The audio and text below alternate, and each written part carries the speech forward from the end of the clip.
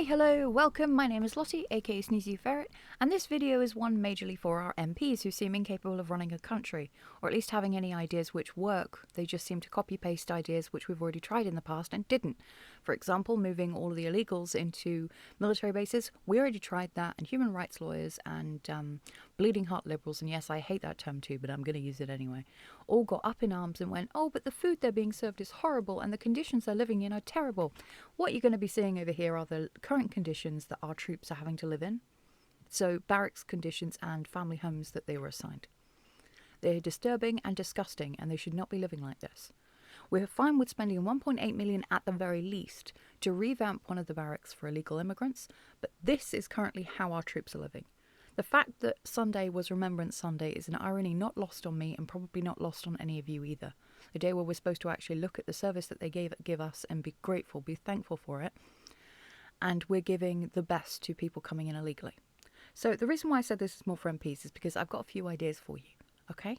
Which will actually solve our illegal immigrant problem, or at least the growing problem. Would it be a good idea, perhaps, that we stopped accepting any applications from anyone coming into the country illegally, perhaps? We don't even look at their applications? We just return them home immediately without even asking what their name is? We just go, no, you came in illegally and therefore we're sending you home. If you wanted to come into the country, you have to do it by legal means. Because to me, that seems like a way of solving at least the small boat problem. That is after we set up decent patrols on our beaches to, again, put these boats either back out to sea or load the people on board onto Royal Navy ships and have them returned home via that method.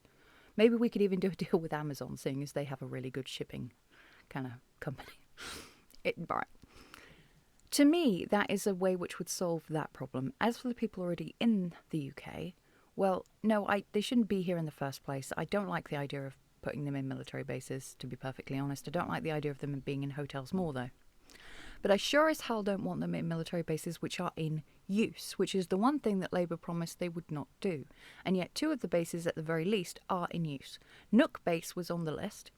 Now, not the official list. This is what rumours that are coming out of the MOD, and considering the fact that soldiers seem to be agreeing with this on social media and that they themselves are moving, would say that it would be accurate. The other base is Cameron Barracks, which is historical. It's where our Highlanders are based. And yet, it's also the place where the veterans go to have social events, reunions, that kind of thing. Also can go there for financial aid for them and their families. And they're being kicked out.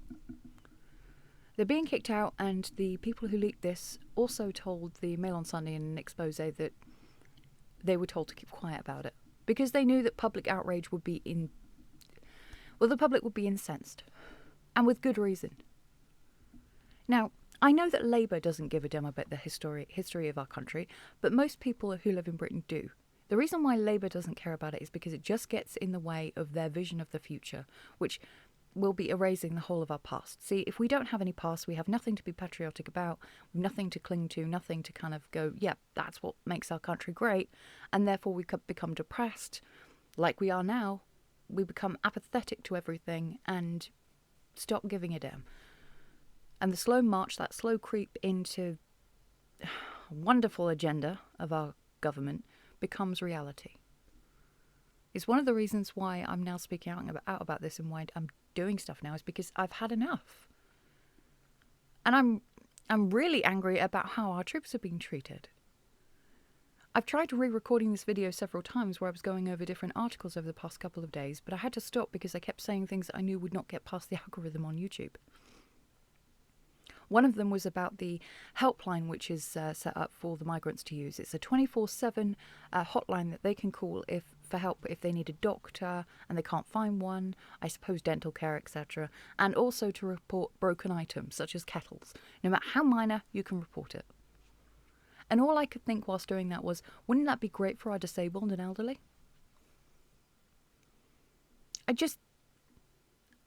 And the way that the government get away with it is they donate money to charities. In this case, I think it's Migrant Help is the charity. Maybe wrong. I'll have it up properly. And then they do it. So they can say, oh, it's a charity-run thing. No, British taxpayers are paying for it, among many other things. I was also enraged to find out, because I missed this piece of news from a couple of months ago, that when a illegal's application is rejected, when we send them home and pay for their housing costs. We pay for them and help find them a job. We help to feed them, clothe them, and everything else. Correct me if I'm wrong, but if any single person who lived in this country tried to apply for asylum in any country, they would not be given all this stuff if it was rejected. You'd just be sent home and left to be dealt with by your own government. The fact that we're paying for this is just... I keep using the same words, but it's infuriating.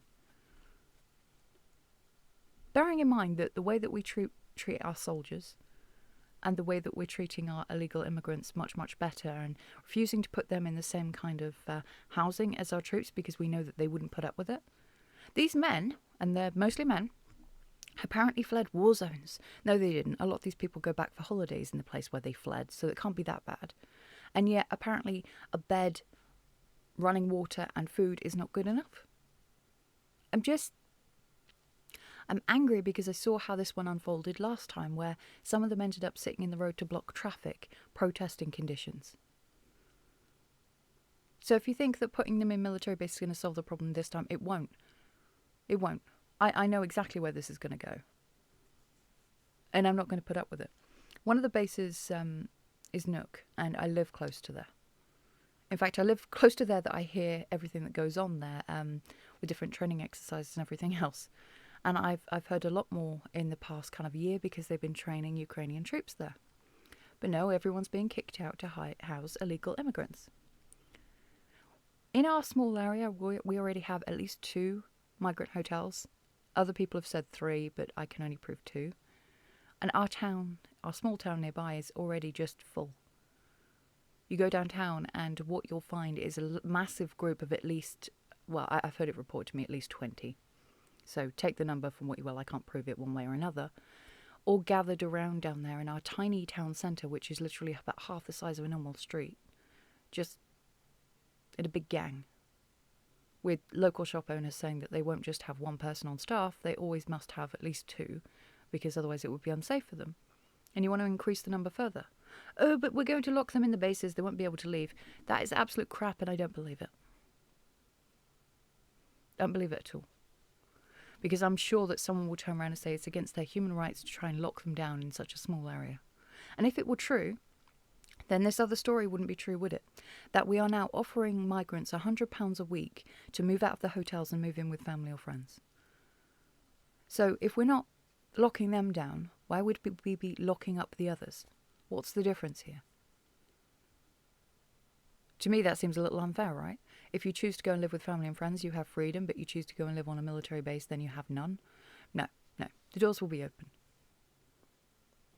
Now, if that does happen and Nook base is used, then you won't see me for a little while because I'm going to be sat outside protesting. So you might see me, but it won't be via the YouTube. I'll probably be in a prison cell because they don't like people protesting. But I will. I don't want it. I'm sick of all this. I'm sick of the fact that our facilities that belong to our troops that are already crap and crumbling are being done up for people who shouldn't even be here. Again, good idea. Let's fix it by if you come in illegally, we don't even look at your application form. You're sent home or wherever you claim home might be, no matter where that is. I'm done. As I'm sure most people in Britain are done.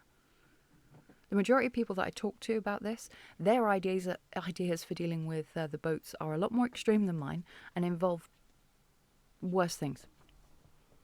Mine, I think, is at least a little more humane. Anyway, I'm going to leave the video here. I love you all very much.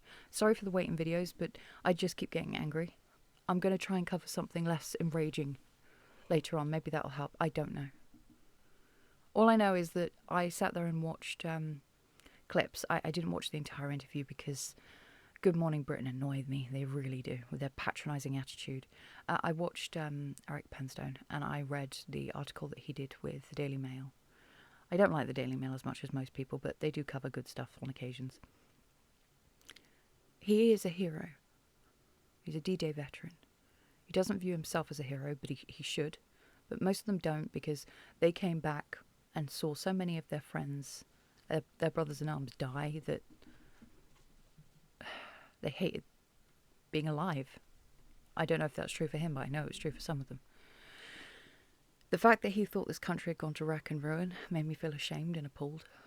So for everyone who's been saying in some of the comments, oh, well, there's nothing to fight for anymore, we might as well just give up.